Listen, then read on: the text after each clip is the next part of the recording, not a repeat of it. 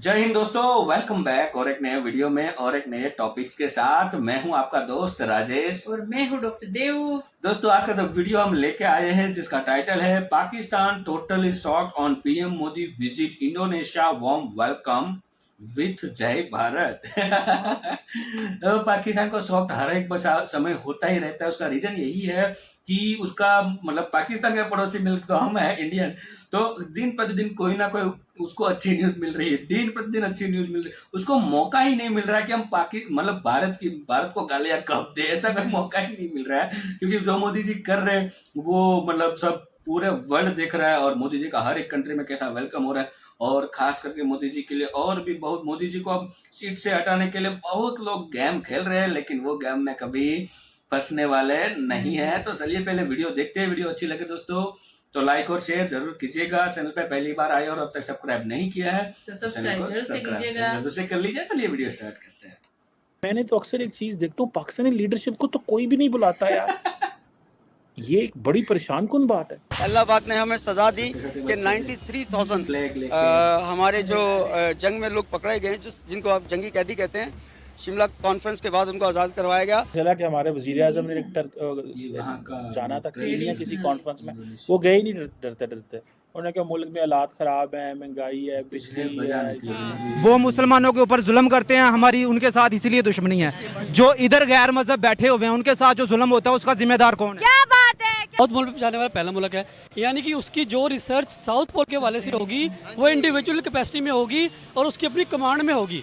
पूरे के पूरे आसियान जिसके 10 मुल्क हैं, उनको इंडिया के साथ एक आसियान इंडिया समिट रखनी पड़ी है। सऊदी अरब का शहजादा भी तो इंडिया जा रहा है, वो तो मुसलमान है, वो क्यों जा रहा है? तो मुसलमानों भी में ऐसा कोई गद्दार भी होता है ना। जंग वगैरह लगी हमारी इंडिया के साथ, सनपैड की जंग हम हार गए थे। अरे बाप रे, ये तो धोती खोल रहा है। लेकिन सर आपको कोई फ्यूचर नजर आ रहा है पाकिस्तान का? कोई फ्यूचर आगे इनका कुछ बेहतर होगा या ये और इसी तरीके से इनका हाल खराब होता जाएगा? असल में मुसलमान अब अच्छे नहीं रह गए, इस्लाम अच्छा है, मुसलमान नहीं अच्छे रह गए। एक तराना उस टाइम पे चला था, इन्होंने देव रगड़ा, लेकिन उन्होंने हमें रगड़ा दे दिया था। बात तो सही है। हमारी मीडिया इतनी बुराइयां नहीं करती जितनी वो मीडिया करती है। कैसी बुराइयां करती है और कौन सी क्या शिकवे शिकायतें आप बताएं? वो भिखारी भिखारी पाकिस्तान को बोलते रहते हैं। तो भिखारी किसने बनाया हमें? भिखारी ये हुक्मरानों ने। वक्त बदल गया है उस हवाले से कि अब हम इंडिया से नफरत नहीं करते हैं, अब ये अवाम इंडिया से इंस्पायर्ड है। क्यों? हर चीज में इंडिया से आगे से भी ज्यादा फैन फॉलोइंग है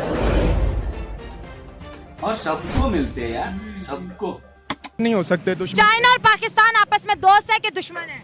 चाइना और पाकिस्तान दोस्त हैं। तो चाइना भी तो इस्लामिक नहीं है। चाइना ने कभी इन जैसी हरकतें भी तो नहीं ना की। कैसी हरकतें? जैसे इन्होंने वो क्या कहते हैं ड्रोन वाला हमला किया था। कौन सा ड्रोन?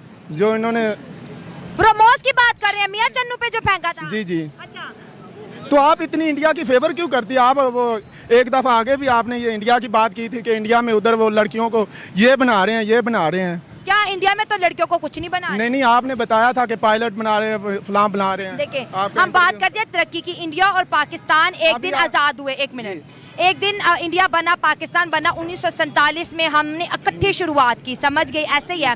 फिर एक वक्त आया कि हम थोड़ी सी स्पीड पकड़ ली, हम उनसे आगे निकल गए, ऐसे ही हुआ।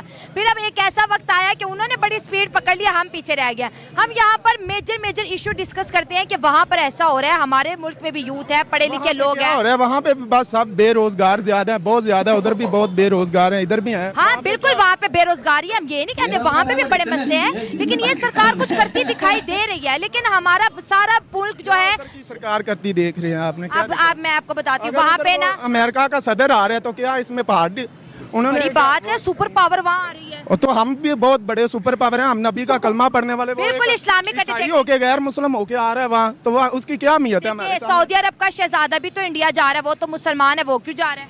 तो मुसलमानों भी में ऐसा कोई गद्दार भी होता है ना, उनका हक नहीं बनता उधर जाना। मेरी बात सुने, दुनिया जब इकट्ठी होती है ना किसी मुल्क, अमीर मुल्कों में जाते हैं, वो बात करेंगे कि कितना इन्वेस्टमेंट करनी है, कितना पैसा लगाना है। हाँ जी, उधर वो जा रहा है तो वो क्या दिल्ली को सोने का बना देगा? क्या उधर भी गरीबी खत्म कर देगा उनकी? अमेरिका का सदर अगर जा रहा है तो अमेरिका का सदर जा रहा है, वो उनको ड्रोन्स की डील दे रहा है, वो अमेरिका के वीजे वहां पर देगा, इसके साथ साथ वो डिफेंस डील देगा। हमें पहले अमेरिका की तरफ से डिफेंस मिलते थे, जो हमारे जो फाइटर जेट्स है अमेरिका की तरफ से, हमें बहुत हथियार मिलते थे, लेकिन जब से हमने अमेरिका के साथ अपने ताल्लुकात खराब किए वो हथियार भी बंद हो गए। जिस मुल्क के अंदर सुपर पावर्स आके बैठती है उस मुल्क की वैल्यू बढ़ती है, ये तो आपको भी पता है। मुझे पता है, लेकिन कोई बात नहीं, सुपर पावर सिर्फ अल्लाह की ज़ात है।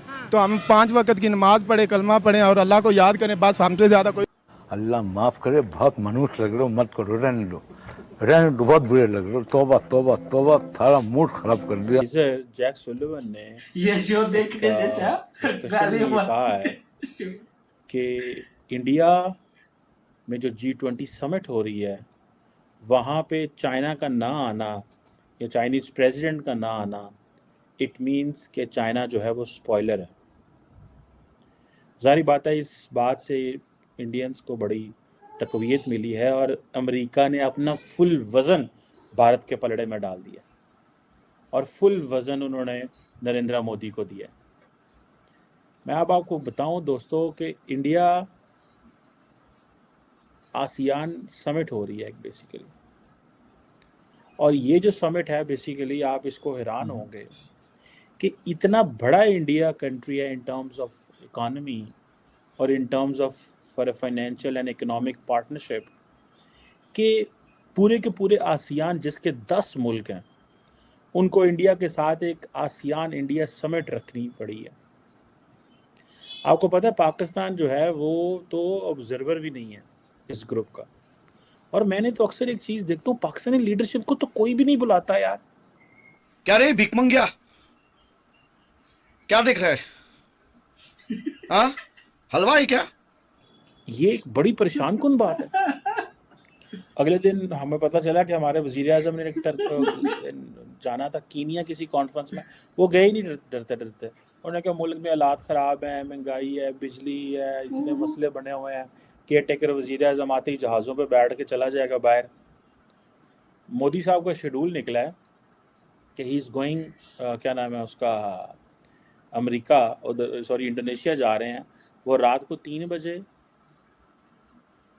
पहुंचेंगे वहाँ पे, कल सारा दिन मीटिंग्स अटेंड करेंगे और उसके बाद शाम को घर आ जाएंगे, बिकॉज उनको पता है कि इस वक्त नाइजीरिया का मैं देख रहा था प्रेसिडेंट जो है वो इंडिया में पहुंच चुके हैं।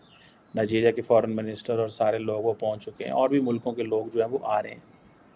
अब देखिए इतने बड़े पैमाने पे ये मीटिंग्स हो रही हैं इंडिया के अंदर।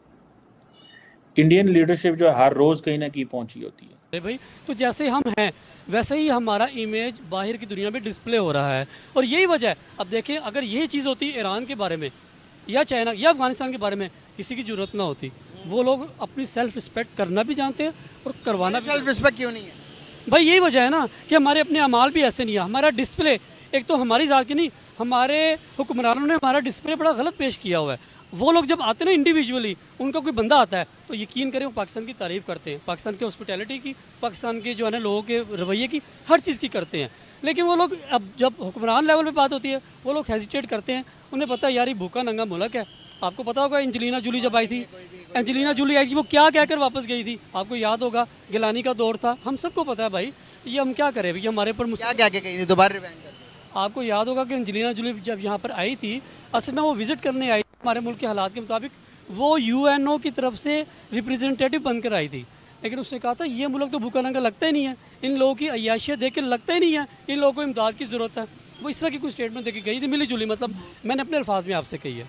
क्या लगता है आपको, यहाँ पर एक तरफ हम हैं जो यहाँ पर कटोरा लेकर हर मुल्क जा रहे हैं, दूसरी तरफ इंडिया है, दूसरी तरफ अफगानिस्तान है, दूसरी तरफ आप देखेंगे बांग्लादेश है, वो डेवलपमेंट की तरफ जा रहे हैं। हम जब अपने मुल्क की खामियां बताते हैं तो लोग समझते हैं कि ये गद्दार हैं, ये मुल्क से मोहब्बत नहीं करते। आपको नहीं लगता कि इस टाइम ये टाइम है कि मुल्क के अंदर जो खामियां हैं उसको दुनिया को बताया जाए कि भाई ये हमारे अंदर खामियां, इसको दूर करने की ज़रूरत है, या चुप रहकर गुन्ने बन के देखते जाएं जो कुछ हो रहा है? प्यारे भाई, जिन 3 ममालिक की आपने मुझे अभी मिसाल दी है ना दोस्तों, वीडियो को यहाँ तक देखने के लिए, और जैसे मोदी जी का स्वागत हुआ वहाँ पे, वो इंडोनेशिया में लाजवाब लाजवाब।